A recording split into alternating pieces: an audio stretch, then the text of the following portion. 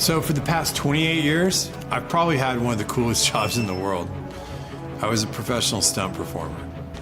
I've worked with some of the biggest stars.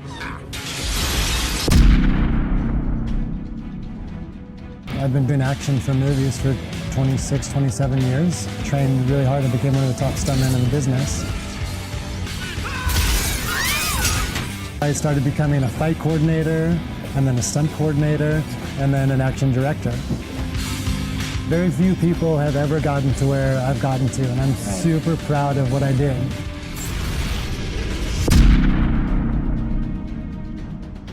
And for those of you who don't know who Kevin Shipp is, he's a CIA whistleblower. He worked in counterintelligence, and he served in many capacities in his tenure at the CIA.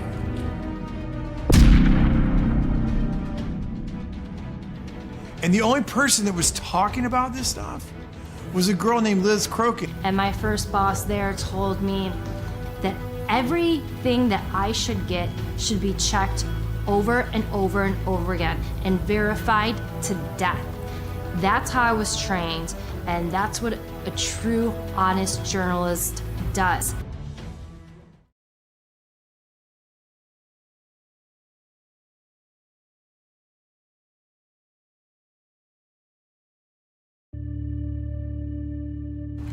Why do you believe what you believe?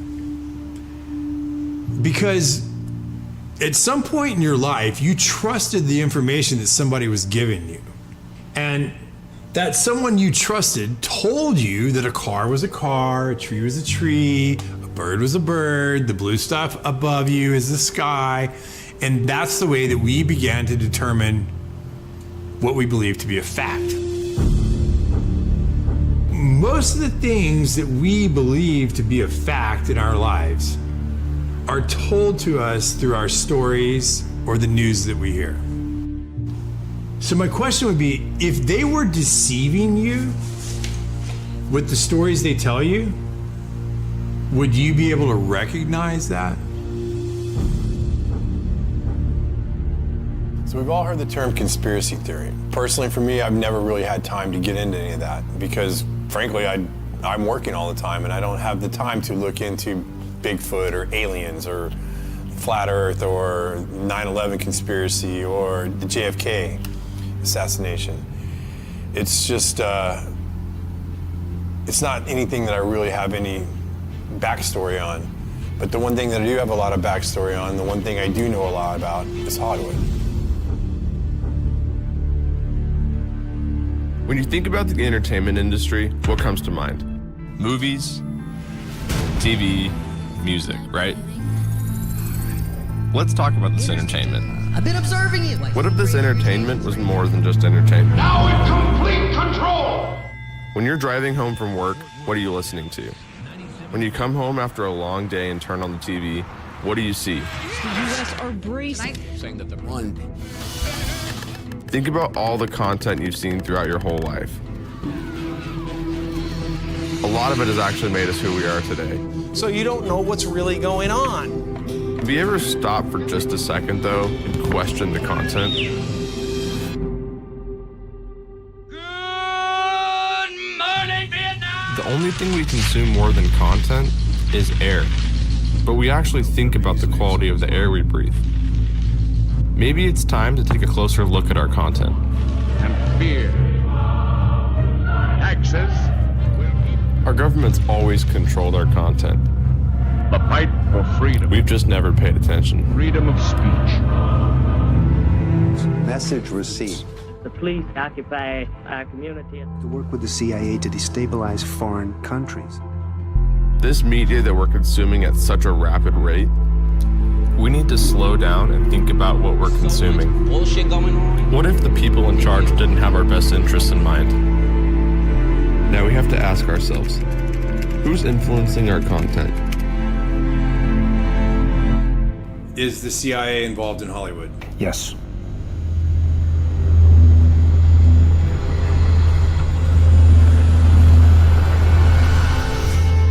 Guys, come ahead. I'm rolling. Go.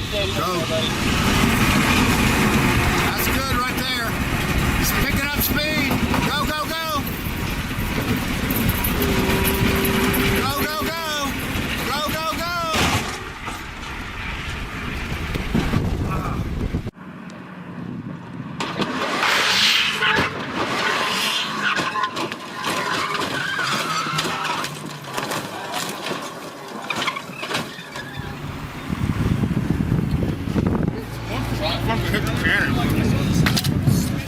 So for the past 28 years, I've probably had one of the coolest jobs in the world. I was a professional stunt performer. I've worked with some of the biggest stars.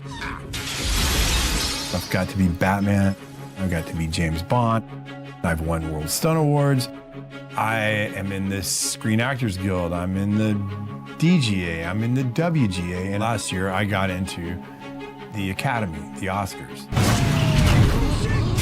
I worked my way up from being a stuntman to being a fight coordinator, to being a stunt coordinator, to being a second unit director. Action! First big job I get, I'm on Batman Forever. And I'm walking around set and I'm pinching myself. I'm looking over, there's Tommy Lee Jones, there's Jim Carrey, there's Val Kilmer, there's Drew Barrymore, there's Nicole Kidman. And I'm like, how did I get here?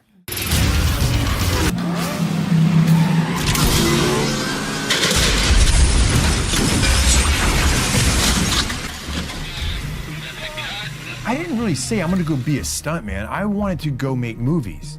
But being a stuntman was the easiest way for me to get into the business.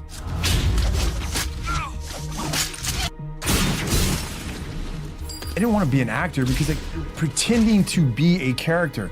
Well, being a stuntman, I was that character. I was the guy behind the illusion, creating it for the guy who's on the screen.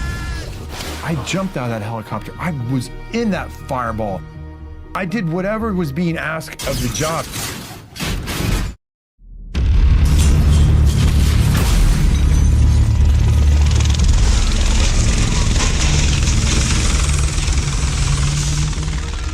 I've had an amazing career, and I've had an amazing life. That's a cut. But in the system that exists today, as I get up the ladder, I realize it's not what people think it is. It's an illusion. It is a complete illusion. We're gonna put our pick and our turning ship and our swim. In 2014, I was working on a television show up in Portland, and I had a catastrophic injury. I've done this stunt, probably variations of it 20 times over my career. It was nothing. It was a small fall down into a stairwell. I did the first take fine, the second take, I knew I could do it better. I went up and I fell over the rail and I landed on the pipe down below and I burst fractured my L2 vertebrae and I was paralyzed from the waist down. When you are injured, when you are catastrophically injured and it changes who you are, I knew from that day I would never be the athlete that I once was. And I always told people as a stuntman, the worst possible injury you can get is a lower back injury. You can break your legs, your arms, whatever, but if you injure your lower back or your hips, your pelvic region, you're done. There was 2 years that I didn't think I would ever live without pain. One of the issues I was dealing with at that time was I had lost the feeling, and I still have numbness in my thighs and on this half of my pelvic region. I was going to physical therapy and the lady looks at me and she goes, "This isn't really helping you. You're way more advanced than this stuff." And I go, "Yeah, I do this every morning." She goes, "Well, what's the real issue?" I said, "The real issue is my pelvic region." And so she said, "Okay, well, there's a woman who works here and she is a pelvic floor therapist." So how I met Mike, I met him, his spine was broken and he had partial paralyzation of his pelvic floor area. We help people when they have problems with the most important functions in your life, bowel, bladder, and sexual function. So one day we're in the middle of therapy and she stops me and she says, "Mike, I feel like you have really dark spirits over you. Can I pray for you?" Mm-hmm. And I was like, "Pray for me?" I'm like, "Yeah, sure, pray for me. I don't really believe in that stuff anymore, but yeah, go ahead, pray for me." So she prays for me. And I was kind of thinking while she's doing it, okay, this is weird, but okay, whatever. So for the next 2 or 3 months, I would go, and then every now and then she would stop me and she'd say, "Hey, can I pray over you?" I was kind of a little bit disgusted with his personality because he was all about himself and money, and I think the Lord had a lot of work to do in terms of humility with him. He made it very clear that he thought I was crazy, but he let me. After she stopped one day, and I said, you are either 100% batshit crazy, or you think all this is real in the spirit world. And she looked at me and she said, Michael, I am one of the only pelvic floor therapists in Southern California at the time. And when these satanic people and these evil people do their rituals to little girls and women and boys, who do you think puts them back together? I do. It's completely real, and you need to look into it. My awakening, it didn't happen at church the way that some people find God.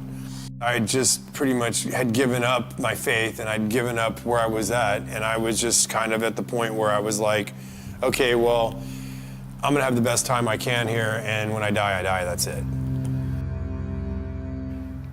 I still wasn't sure if it wasn't 100% crazy or not, but I was reading these articles and looking at these things, and I was like, you know, I've seen things at parties, I've seen artwork, I've seen statues, I've seen things in some people's houses that just seem to be mimicking occult stuff I'm reading about.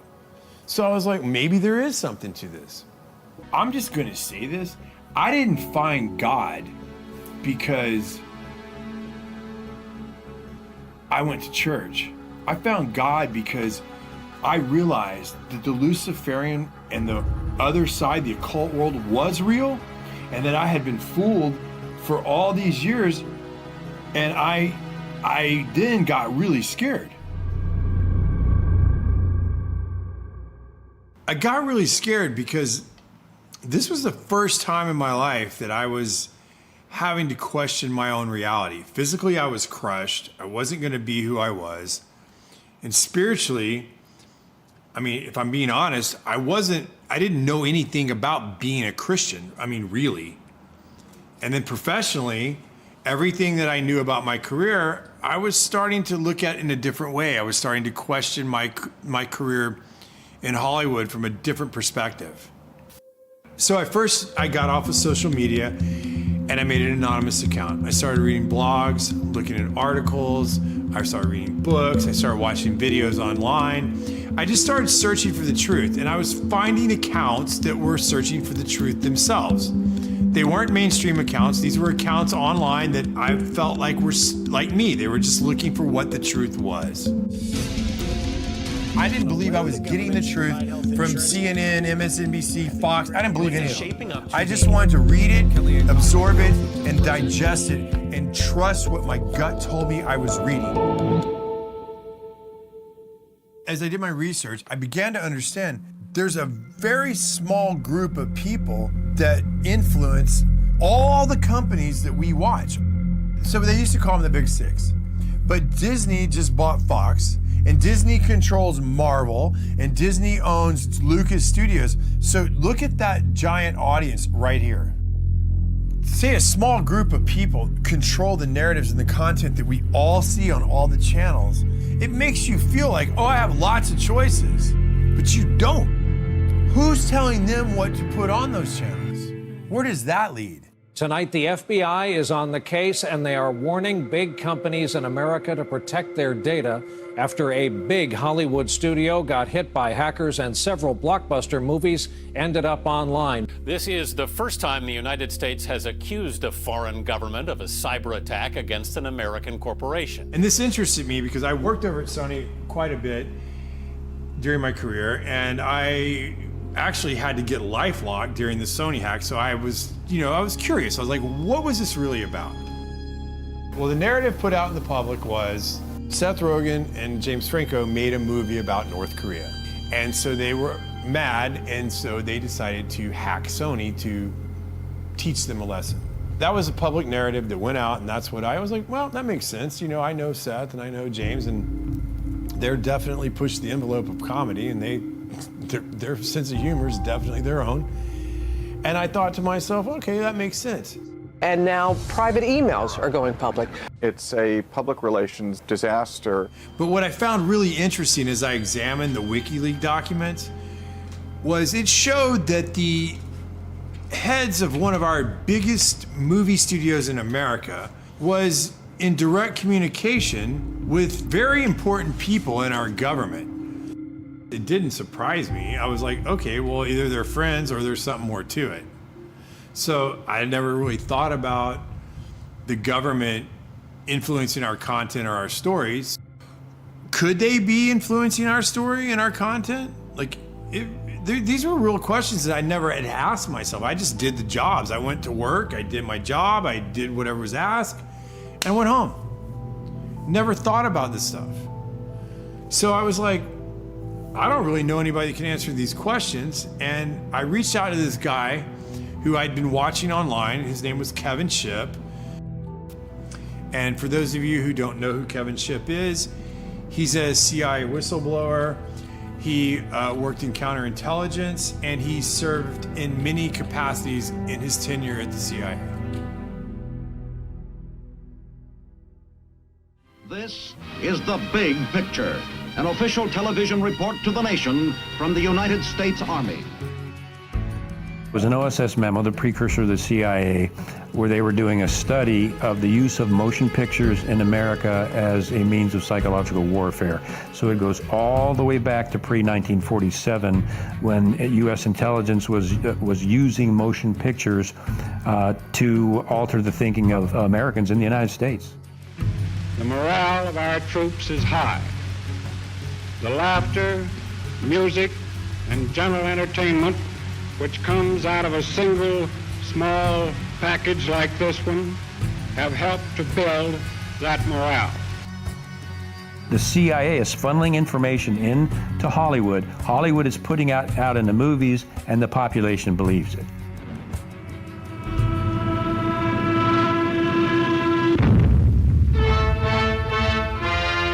Taxes to bury the Axis.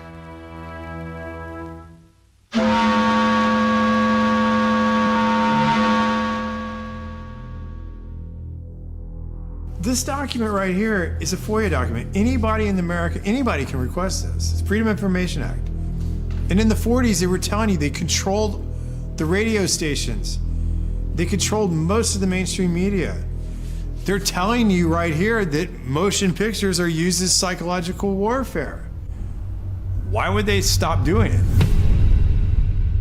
At no time has the CIA engaged in any political activity or any intelligence activity that was not approved at the highest level.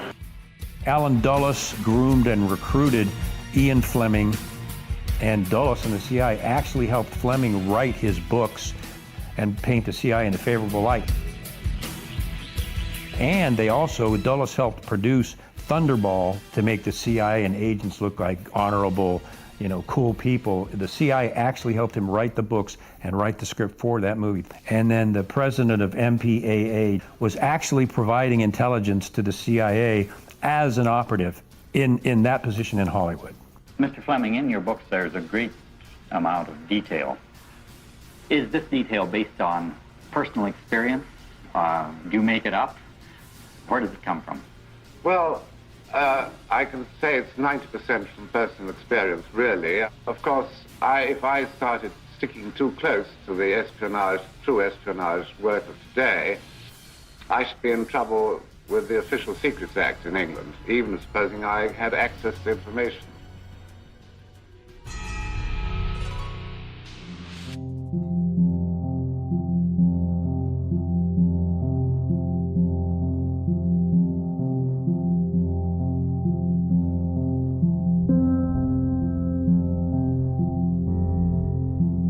There's no question about the fact that Mockingbird is real. It started out paying journalists in major media, Pulitzer Prize-winning journalists, to print fake stories that the CIA wanted in the press and fake interviews. And this was revealed in the Church Committee. Do you have any people being paid by the CIA who are contributing to a major circulation American journal? We do have people who submit pieces to American journals. And of course, then the CIA destroyed the rest of the files, which is what they do. George H.W. Bush came out and finally made the statement about Mockingbird. Well, we're going to officially stop the Mockingbird program. The CIA will no longer pay journalists to write stories. From now on, the program is voluntary, which means Mockingbird continues today. When's the last time you've seen a mainstream media outlet do a serious investigative report on the actions of the CIA? There's a reason for that. This would mean that the CIA could manipulate the news in the United States by channeling it through some foreign country. And we're looking at that very carefully. You say that continues today? Well, I would think probably for a reporter it would continue today, but because of all of the revelations of the period of the 1970s, it seems to me that a reporter's got to be much more circumspect in doing it now, or he runs the risk of at least being looked at with considerable disfavor by the public. I think you've got to be much more careful about it. Platforms to push their own personal bias and agenda to control exactly what people think. And this is extremely dangerous to our democracy. This is extremely dangerous to our democracy. This is extremely dangerous to our democracy. This is extremely dangerous to our democracy. This is extremely dangerous to our democracy. This is extremely dangerous to our democracy. This is extremely dangerous to our democracy. This is extremely dangerous to our democracy. There is something about the way the CIA has been functioning that is casting a shadow on our historic position of freedom, and I feel we need to correct it.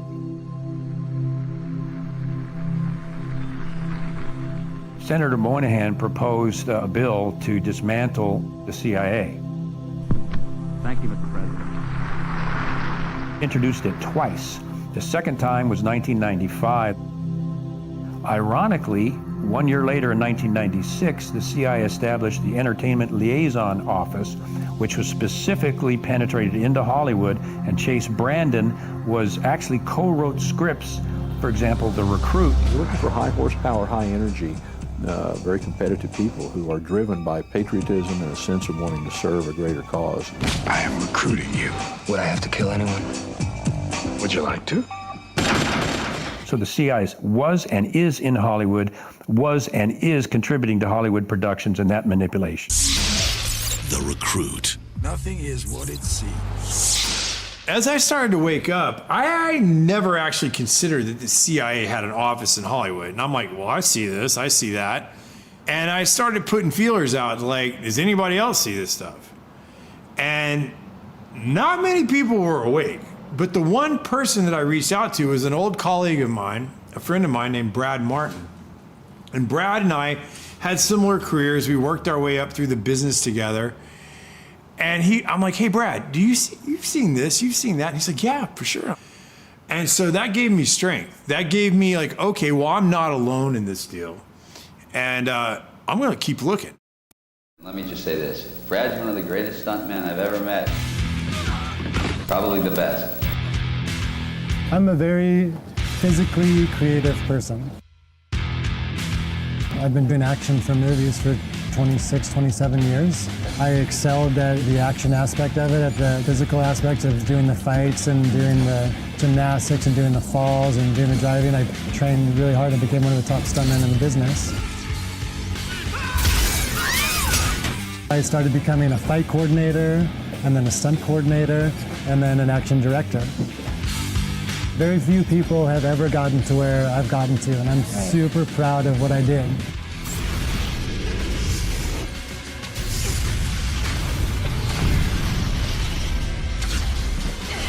I mean, I had a very idealistic view of the movie business, and I've been disillusioned a few times. It feels very much like there's an agenda in every movie. I realized that it was more of a machine, and it was more of they just needed content to put out there for the masses. I stopped really watching TV. I stopped really watching movies. And one of the reasons why I stopped watching movies is I got into my research and what's going on in the world right now, and all the corruptness and all of the plot twists of reality. And I started realizing that reality is 20 times more interesting than Hollywood.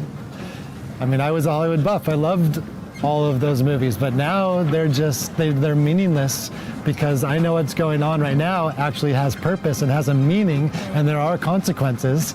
And once this story is told on what's happening in the world right now, and all of the powers that be battling each other, it will be the greatest story ever told.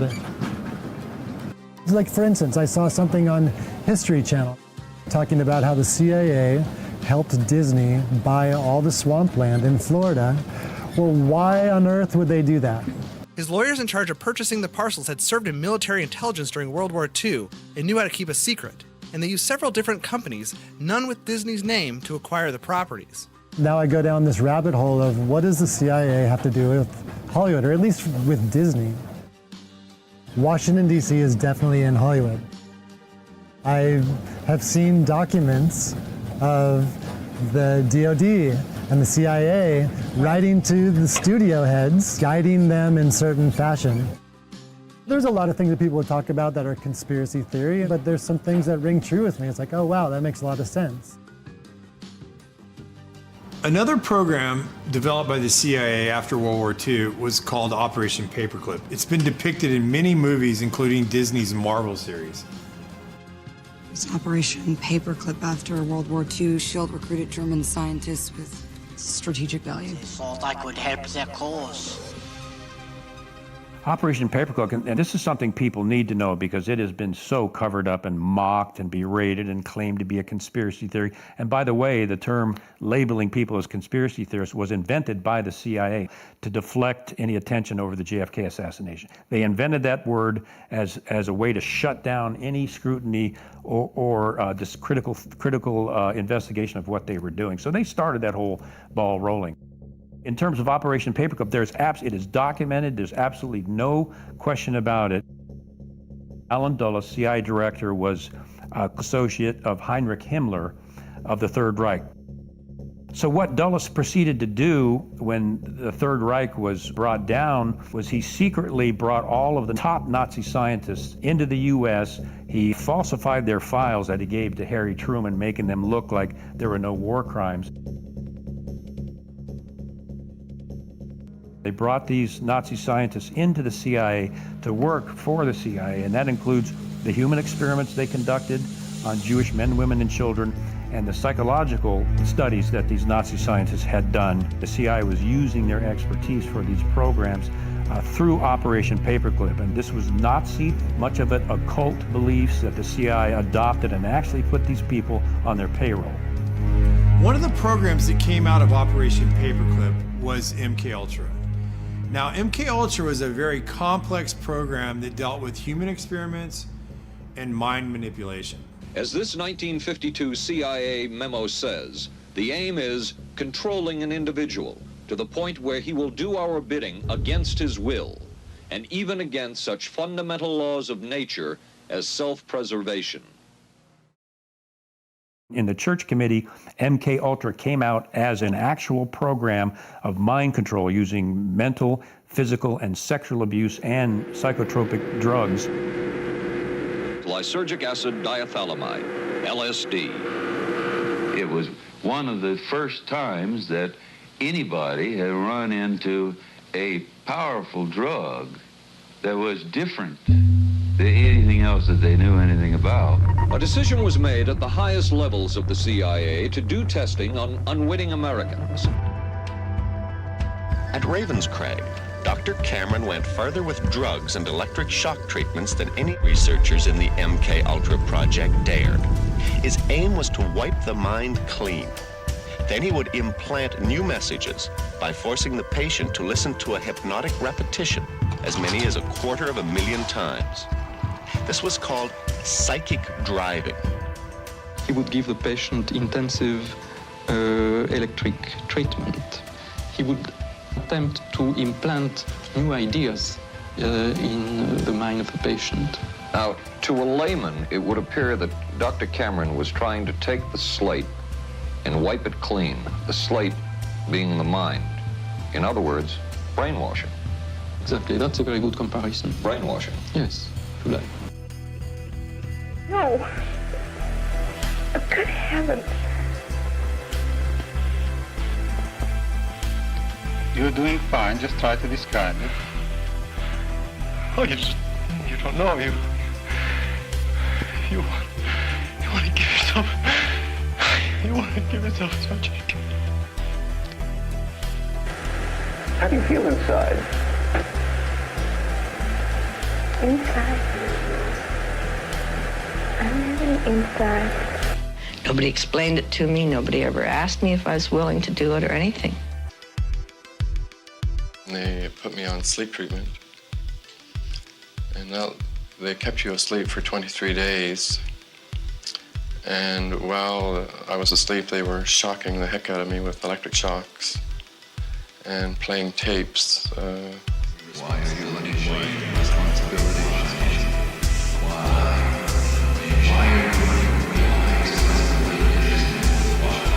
It was really like a concentration camp.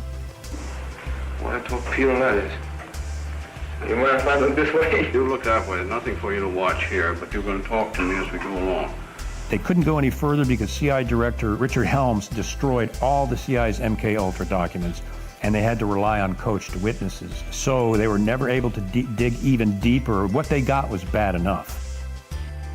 It was never terminated. There's no evidence that it was ever terminated. No documents, no nothing, and not even an admission by the CIA that it's been terminated. How do you feel? I'm feeling better, thank you. Feeling better? Are you sleeping well? Yes, I'm sleeping better now. We could disable a whole city by putting a very small amount on a water supply. After all of these years of us, those of us who are involved in looking for this secret drug, this was the only thing that began to look for the first time like it might be something like that. So MK Ultra was one of the hardest programs for me to wrap my head around because it's a lot of subset programs. And I was really surprised that Brad Martin knew about MK Ultra. People think that research people are crazy for talking about MK Ultra, mind control. Even if they acknowledge that that existed, they go, oh, well, that ended in the 70s. That's a crock of shit. And perhaps the world's only hope of stopping a sinister assassination plot. The movie that I did involving that topic was Zoolander. The fashion industry has been behind every major political assassination over the last 200 years. I mean, at the time, I was making a comedy and I had no idea what I was involved with.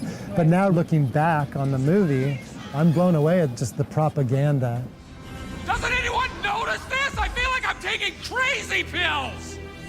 In a movie like Zoolander, when they're showing you that they're controlling Derek Zoolander's mind through mind control, you realize that they're trying to desensitize you and to make you think that what you're watching is fiction because it's in a comedy. Like a mass MK Ultra now. Their purpose is to capture the minds of the people and feed them false history. The CIA is funneling information into Hollywood. Hollywood is putting out in the movies, and the population believes it. All right, so look, here's the deal. They have been desensitizing us since we were born, and I'll give you some examples. Let's start with the big one. Let's start with words we hear all the time and never even think about. Let's start with the word entertainment. To entertain. What does that mean? To bind or hold. To bind or hold what? An audience's attention. Okay, now let's take the word Hollywood. Where does that come from? Well, Hollywood comes from the holly tree. And the ancient druids back in the day used to take the holly tree, make wands to weave spells, cast spells, or channel spells. And when they needed help, they would consult the magis or the mediums of the day to help channel their spells to the population. We'll cut to today. What do we have in our houses? We have these black boxes. What are they called? TVs. But if you stop and you say the word television, and when you turn on that television, what do you get? What's the first thing that pops up? A list of channels. And when you turn on those channels, what's on those channels? Programming. They are programming you. They've been programming your whole life. You don't even know it. They do it with your music. They do it with your TV. They do it with your movies. They do it with your games.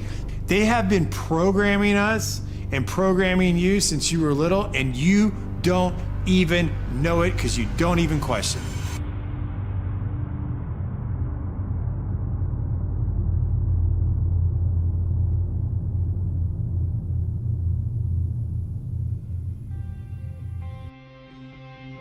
Starting in 1900, we entered a previously unimaginable time of modern technology.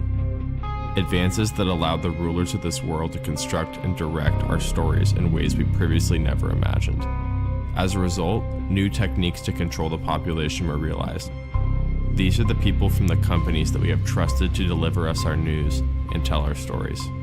This has always been about controlling what we as the population think and hear. They help create our culture and influence our society. We as citizens only trust them because as a society, we think that the gatekeepers have our best interest in mind. The dangerous, edges here are that he's trying to undermine the media, trying to make up his own facts, and it could be that while unemployment and the economy worsens, he could have undermined the messaging so much that he can actually control exactly what people think, and that is our job. That is our job. That is our job. Our job. As I was researching, I found that most of the early communication companies were developed for shipping or aviation. And a lot of the men that started these companies were commissioned by the military during World War I and World War II. Many of these men worked for the Army and Navy intelligence services along with the OSS, which we know became the CIA. There were many examples of these men becoming the heads or founders of some of the biggest motion picture and media companies before and after their government or military service. I wanted to know how many of the media companies in today's world connected back to Washington. So I started looking. It was like a family tree. The connections between our government personnel and the media corporations was unbelievable. Google, Amazon, Netflix, Twitter, CNN, ABC. So what would happen if all these companies had the same political ideology or agenda? We as this population like to hear people confirm our confirmation biases. We like to hear people tell us that we're right. We don't like to be wrong. And we believe that the people on the media and the people that we're listening to have our best interests in mind. The problem is what if they don't? So if you stop and think about it, they can place any agenda on the population that they choose. I think that Hollywood is teaching bad morals to the youth of this country, as well as adults. Desensitizing of violence to the masses. You can't deny that. My kids have seen so many people get killed in very violent ways. 3 times as much gun violence now. And the sex that's in PG-13 movies. Why? Every Disney movie, there's a major character, usually a parent, that gets killed. Trauma to the child. Why? It's so horrible. What a bad story. Why do you need to start a story with a parent dying? Always. It's so sad. Under MK Ultra, they experimented on children. We were even taught this in psychophysiology program that if you get to a child between ages 1 and 6 or 1 or 8, especially with sexual abuse or sexual trauma, you will split their personality and they will be imprinted the rest of their life. And many times that results in split personalities and dissociative behavior and other things. These occult topics are being introduced to our kids and most parents aren't even aware of it.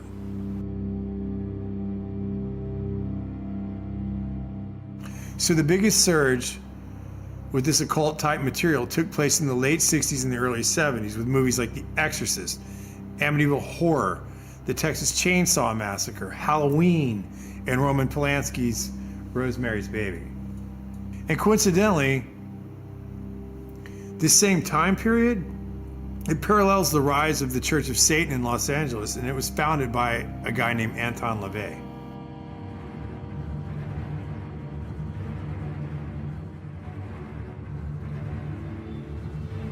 So it is done. When I was a police officer, we had cases of satanic cults right in Arlington, Virginia. Those have been around for decades. They're in the high schools, they're in the colleges, they're in the government, and they're in Hollywood. I got to meet people like Sammy Davis and that kind of shit. Sammy told me he worshiped the devil. Sammy was like, you know, Satan is as powerful as God. And I was like, what the fuck are you talking about? He says, why do you think there's so much anger in the world and killing and murder and Satan? And he saw my reaction to it, and he kind of lightened up on it. And he was like, the downtown is dark, and it's the candles on the table, and Sammy's face over the candle. You know, Satan is as powerful as God.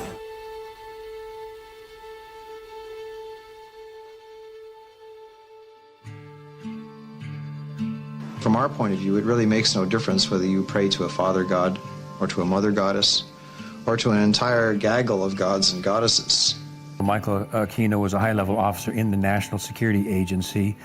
He was and is, you'll see him today, a practicing Satanist. He created the Satanic Temple of Set, which he still runs. He was a high-level NSA officer. He's a member of the association I used to be in, the Association of Former Intelligence Officers, AFIO. He's a member of that. He's plugged in big time to the intelligence community, and he wrote a paper called Mind War. And Mind War was about psychological operations against populations, including the domestic population, using Satanist techniques and tools.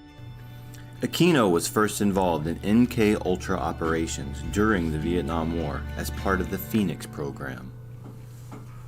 No, first I've been involved in intelligence and psychological operations for about 40 years in all levels of it and across the intelligence community.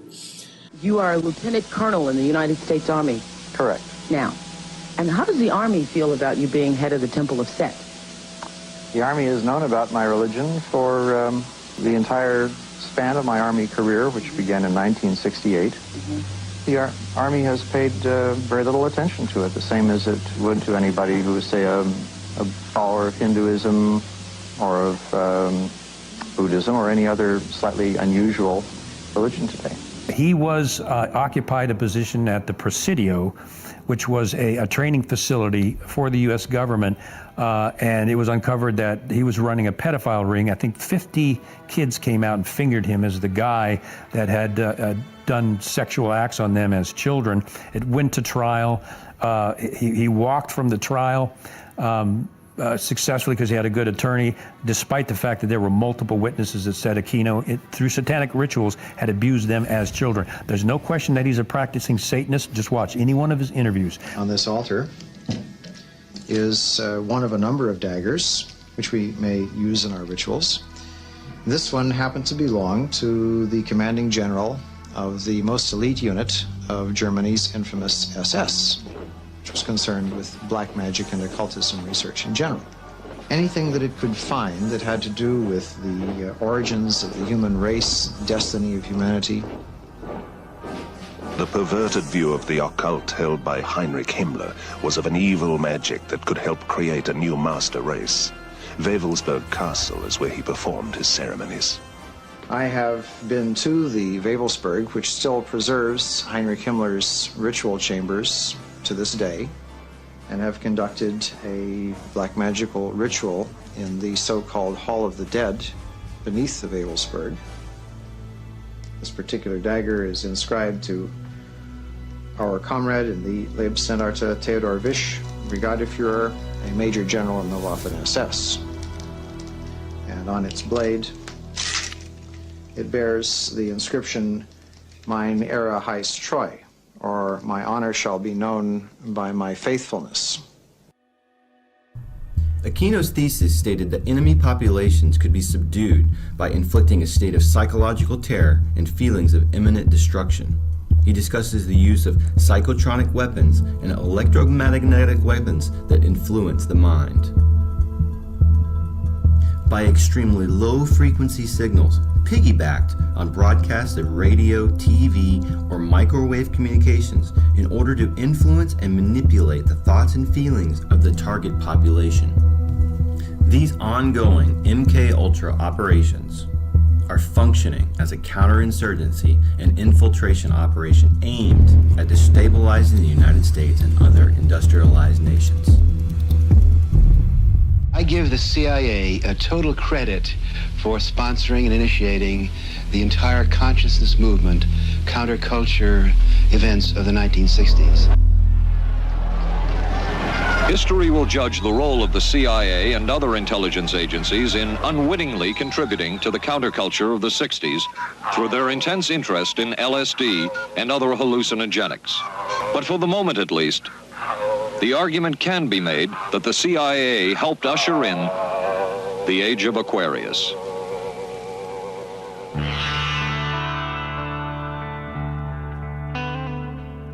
Laurel Canyon was the epitome of the summer of love. I mean, we saw the possibility of a way we could live.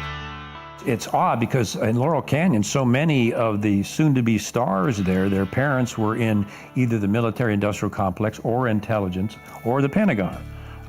In Frank Zappa's case, his dad was working at Edgewood Arsenal, where they were doing biochem studies, psychotropic, and exposing U.S. troops to VX nerve gas and other things.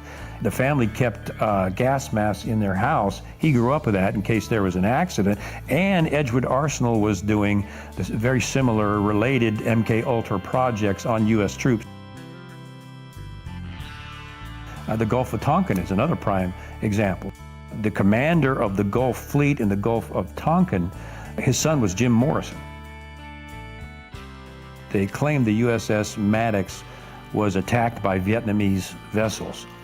It was never attacked. As a matter of fact, they put ghost ships on the radar to make it look like they were Vietnamese ships. The Maddox was never attacked. It was an actual, literal false flag to enable the U.S. to declare war on Vietnam. So Jim Morrison's dad was involved in the false flag of the Gulf of Tonkin. After talking to Kevin, I started looking into Laurel Canyon. I drove down Laurel Canyon to Hollywood almost daily when I first moved out there. And I never knew that there was an old Air Force base called Lookout Mountain U.S. Air Force Base at the top of Laurel Canyon. And what's funny is, if you do the history of it, it's owned today by a guy named Jared Leto.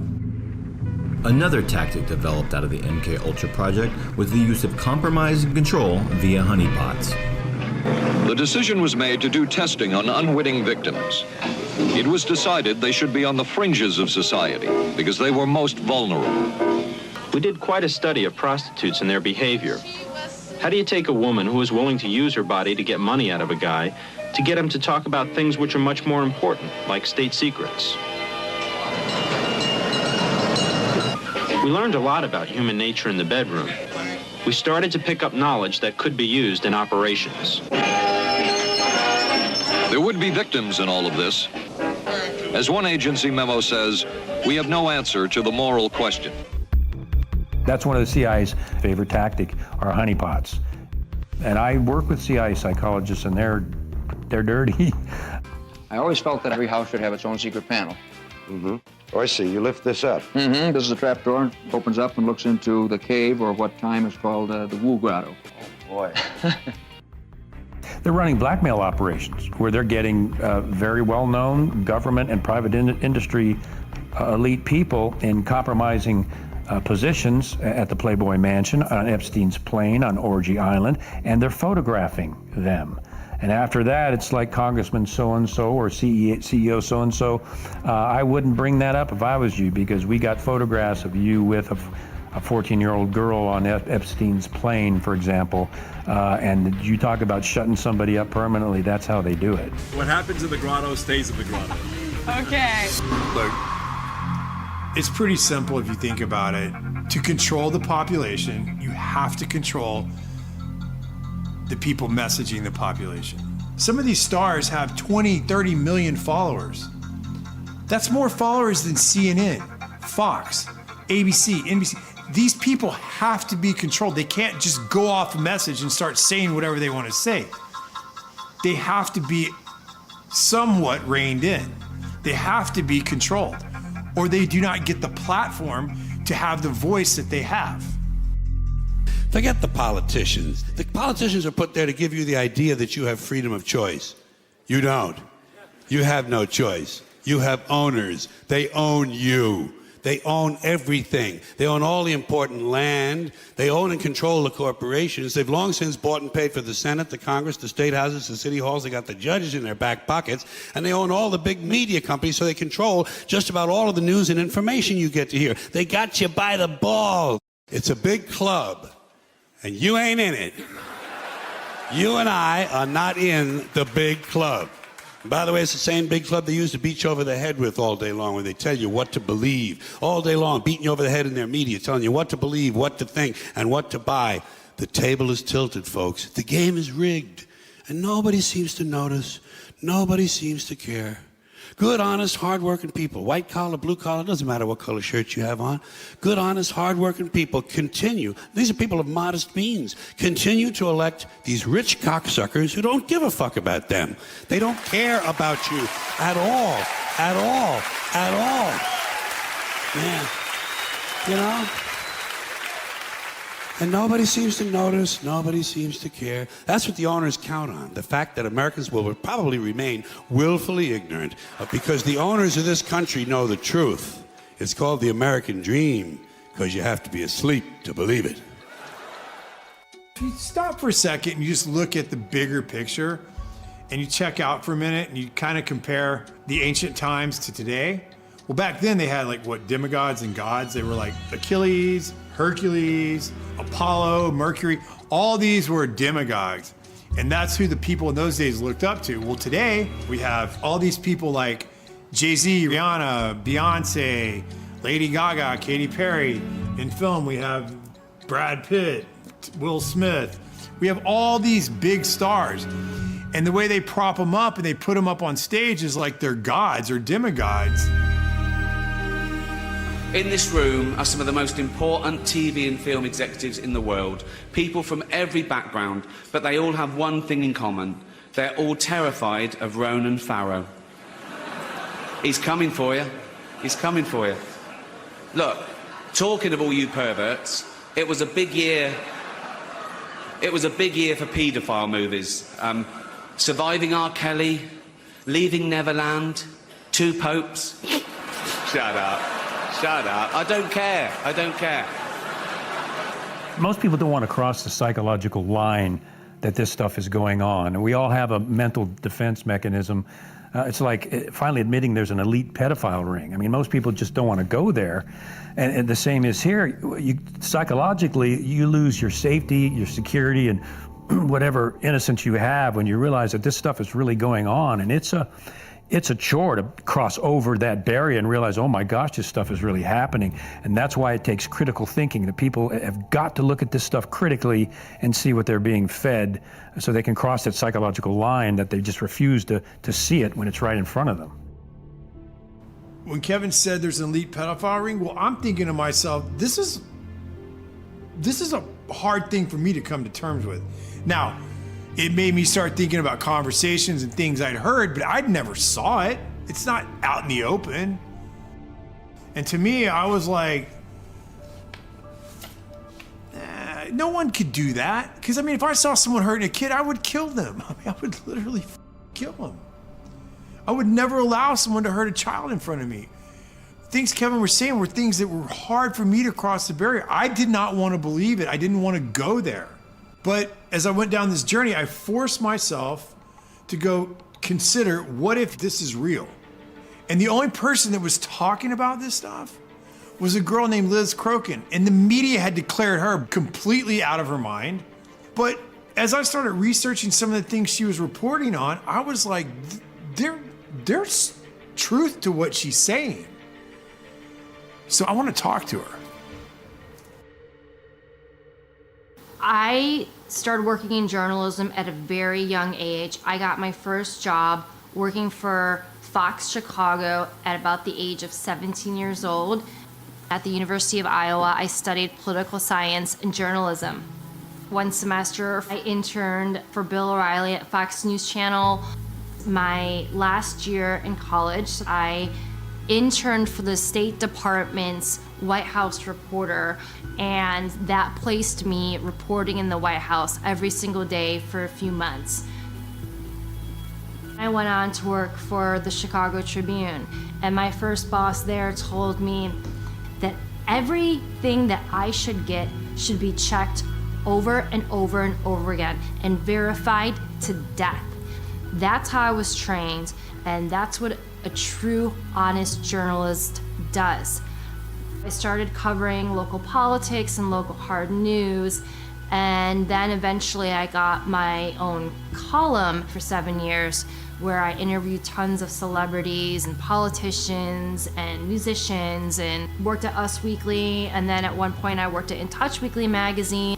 But then in 2015, I felt the need to get back into covering hard news, and in early 2016 I started working for Town Hall, and then eventually I started working for the New York Observer and broke a lot of election-related stories. I worked in media for over 2 decades, and I never had any issues. I was very well respected. I basically was embraced by the mainstream media until I started reporting on Pizzagate.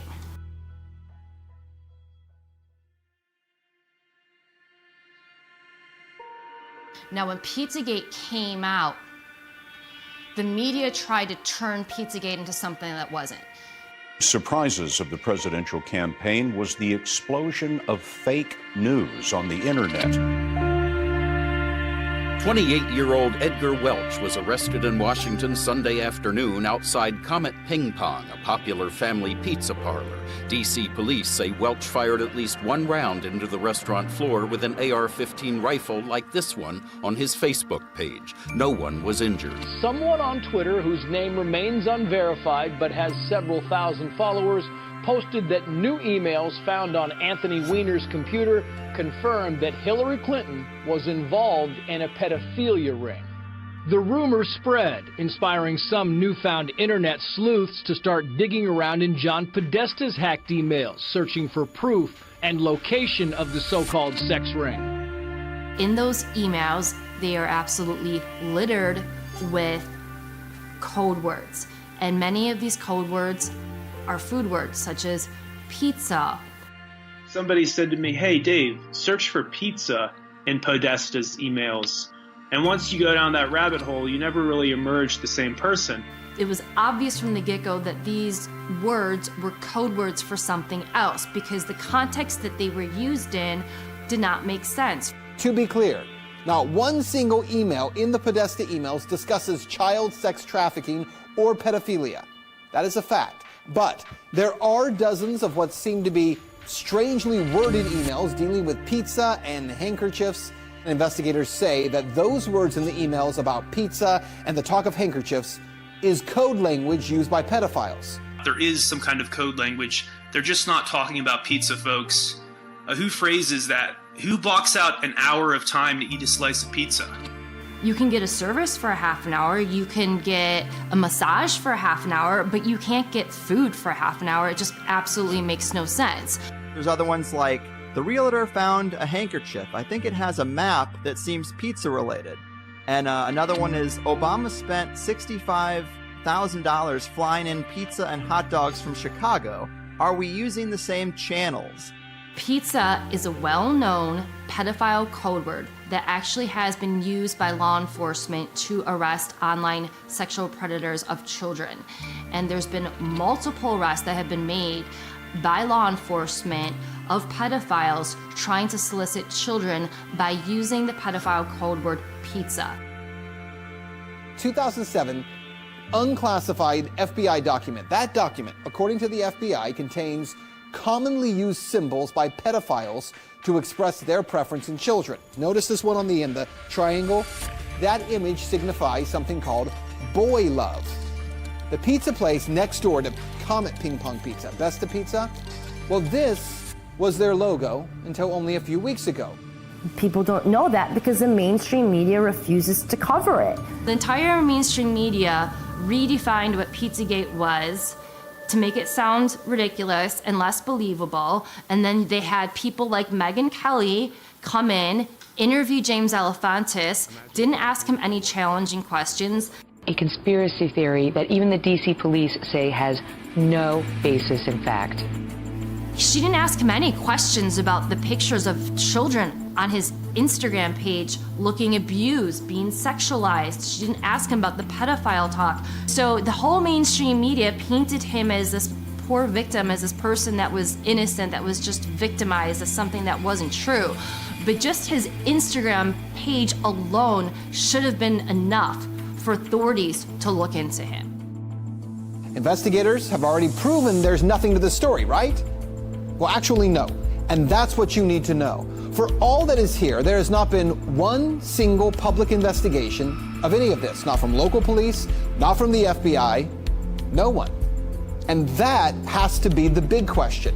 Not for Podesta or for pizza parlor owners, but for law enforcement. Based on what may be or may not be here, the big question is, why hasn't any investigation taken place? This is insane.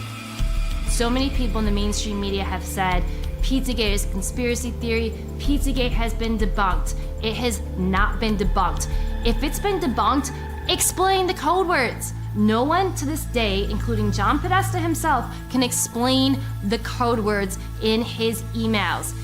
Hey, John Podesta, can you please explain why you have children rented for entertainment for your adult hot tub parties? No one has ever explained why John Podesta has literal pedophile and cannibalism paintings all over his office and his home. Tony Podesta too.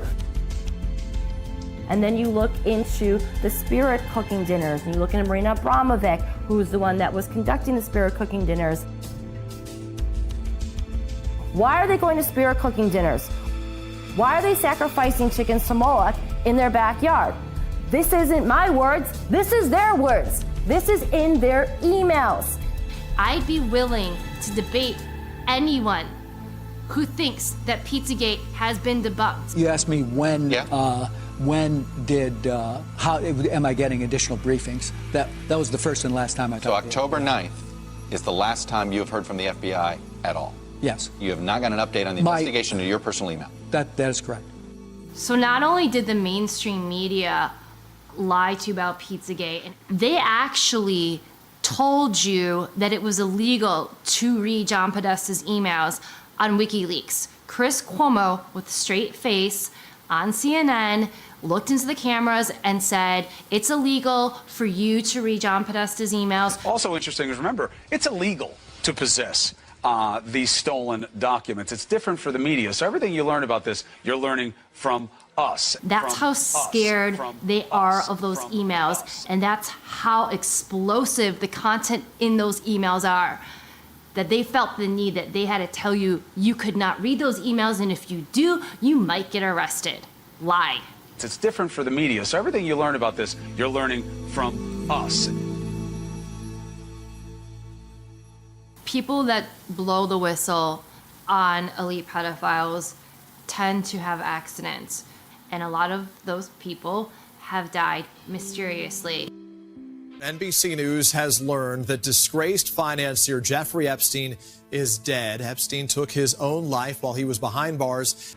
There's absolutely no excuse for this. What happened here, to me, is mind-boggling. The guy was a high-risk prisoner, wasn't he? I mean, he's a guy that there are probably 50 very important people that have a motive to kill him. We don't even know who they are. It's true. But we know there are some people that are in a lot of trouble because of Epstein. They know who they are. His flight logs contain names of some of the biggest, most famous, and most powerful people on the planet.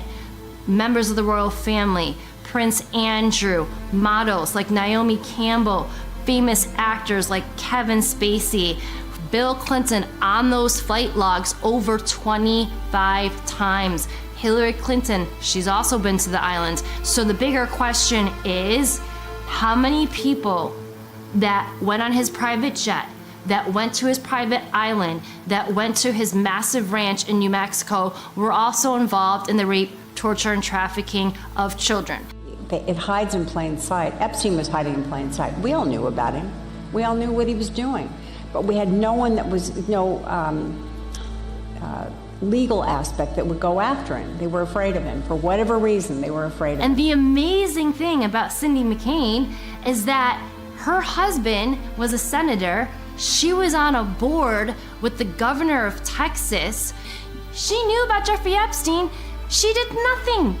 And her organization, the role of her organization is supposed to be to stop people like Jeffrey Epstein. They all knew. They did nothing about it. When Ricky Gervais said at the Golden Globes, "You're all friends with Jeffrey Epstein," he wasn't lying. So in the end, he obviously didn't kill himself, just like Jeffrey Epstein. Shut up. I know he's your friend, but I don't care. You had to make your own way here in your own plane, didn't you? Right, but... And how many of those elites have been to his island? Not only is the mainstream media complicit, I would argue that they're accessories in the crimes against children. She told me everything. She had pictures, she had everything. She was in hiding for 12 years. We convinced her to come out. We convinced her to talk to us. It was unbelievable what we had. Clinton, we had everything. I tried for 3 years to get it on, to no avail, and now it's all coming out, and it's like these new revelations, and I freaking had all of it. I'm so pissed right now. Like, every day I get more and more pissed because I'm just like, oh my God, what we had was unreal. Brad Edwards, the attorney, 3 years ago, saying there will come a day when we will realize Jeffrey Epstein was the most prolific pedophile this country has ever known. And I had it all 3 years ago.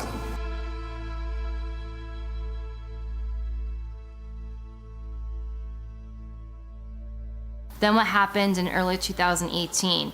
Keith Raniere, who ran the NXIVM child sex trafficking cult, was arrested. Who else was arrested? Allison Mack, she's a famous celebrity who was on Smallville. She was also arrested for being a member of this cult that was involved in trafficking children. And not only trafficking children, they were running preschools down in Mexico. And NXIVM is another example of how these elite pedophile rings exist, because this was a massive organization. This was funded by really wealthy people, including the Seagram heiresses, Nancy Salzman and Claire Bronfman. So obviously they were using those preschools to traffic children. And the cult also engaged in human torture experiments on some of their members. And there actually was a civil lawsuit that was filed by 90 of their victims just the other day. So I imagine we are going to hear more about the human experiments, the torturing, the sexual abuse, and the child sex trafficking in this civil lawsuit. And a lot of the techniques that we see in this cult are very similar to the techniques that our government used in the MK Ultra program. You guys are branding women with Keith's initials, and they were like, well, what's the bad thing exactly about that? Everyone in the outside world, AKA the real world, is like, they're branding women? So I left, I went to the executive board, and I said, I want my photos back, I want my videos back, the branding session was filmed, I want all of that back, I want my collateral back. None of that happened. And it's the same fear, mind control, and you'll be destroyed if you get into the upper elites. And if you get to that point, if you start revealing anything, they have the same system to completely destroy you, destroy your career, blackmail you like Epstein, catch you, film you in compromising positions. And this goes both within Hollywood and celebrities and some of the elite, and it also goes on in Congress and the Senate. And if they even insinuate that they're going to reveal some of these things, they're done. A lot of people here tonight felt like they lost. You know why? Because y'all been lied to. Google lied to you. Google. Facebook lied to you. Radio lied to you. The powerful people that be, whether it's the music industry or the movie industry, you are only allowed a certain level of success if you are willing to join their club, if you're willing to be part of their secret society, or if you're compromised. They will not let someone obtain a lot of fame and power if they can't control you. A classic example, at least for me, is Katy Perry. Katy Perry was a gospel singer, very talented, but she was going nowhere. And she got up to Hollywood, and basically they said, you want to be a success? You play by our rules. You step into the occult, and you start putting that in your videos. And now she's doing videos with her in hell, with satanic themes, and she's what? Highly successful. You see that over with Lady Gaga, who came out and actually said she was so tired of being handled and manipulated, she had to take a break. That this is this young, outrageous girl, wears strange clothes. She's into extremes. She's experimental. She have 43 million people on the Twitter following her, whatever she do, little monsters. And she came really very humble to my house and asked me if I can teach her. We made this workshop in the woods, and she was such a good student. She never cheated. She really went much farther than I asked her for. She is a limitless human being. As myself, a self-proclaimed pop performance artist, want to go home and slit my wrists, and I am nothing. I have achieved no sense of art. She is so boundless. Kad čuli za performance zbog Lady Gaga, odjednom su počeli da se interesuju za moj rad, tako da je prešla sam iz te, mislim, normalne kulture u mas kulturu, što je... Marina Abramovic, of course, is in the Podesta emails, and she's the one that conducts the spirit cooking dinners. She said that Marina did an exercise with her where she stripped her completely naked and left her in the middle of the woods to fend for herself and find her way back. Those are the kinds of things that people who are behind the MK Ultra programs do to children that they're mind controlling. We know Marina Abramovic is a Satanist. You Google Marina Abramovic's name in spirit cooking and you will find hundreds of pictures of Marina Abramovic's events where they will have, for example, a cake that looks like a human being and they'll depict human cannibalism. And they claim they're not engaging in cannibalism.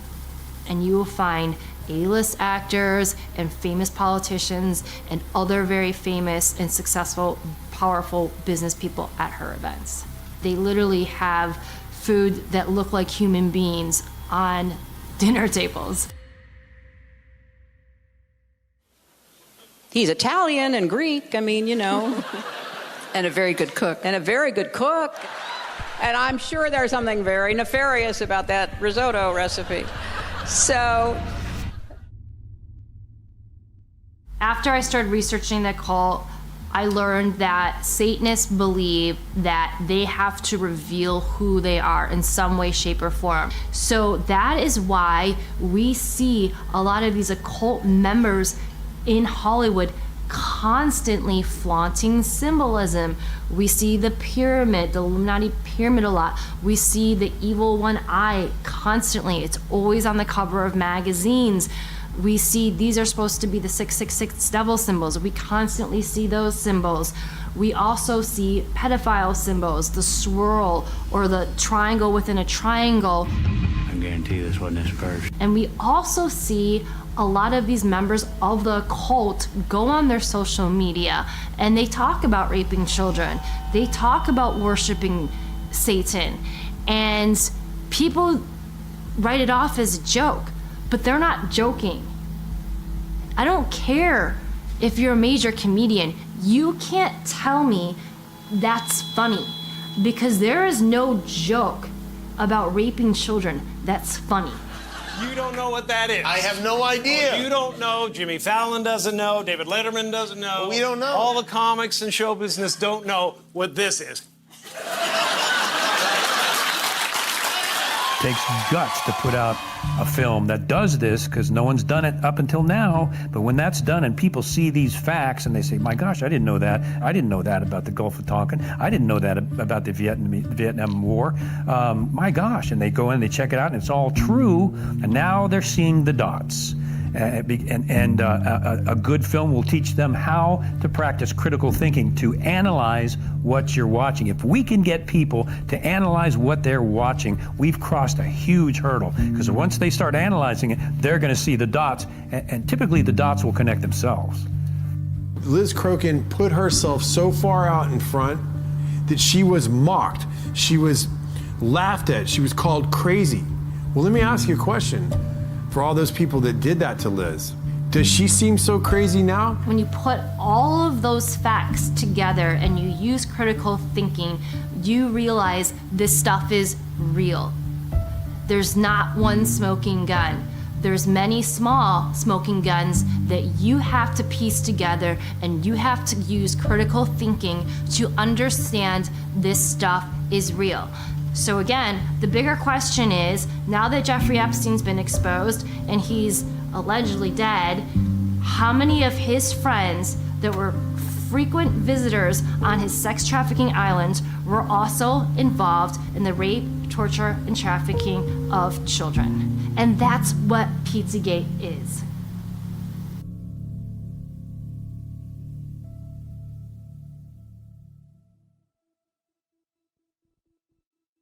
I guess what I'm asking you all to do is just disconnect for a second, stand back, look at the lyrics of your songs, look at the agendas of the movies, look at the messages of the media that you're absorbing.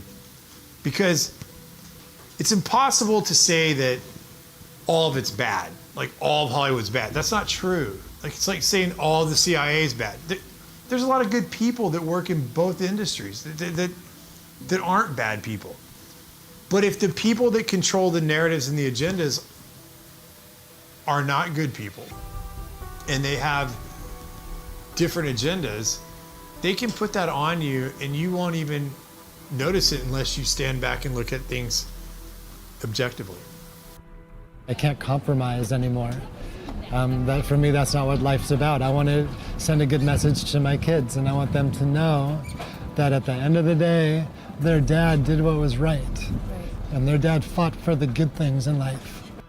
If I could ever get the opportunity to make movies that send out good messages, and then people start realizing that they can be good, and that they can jump on the bandwagon of good, that's the next phase. People start believing it.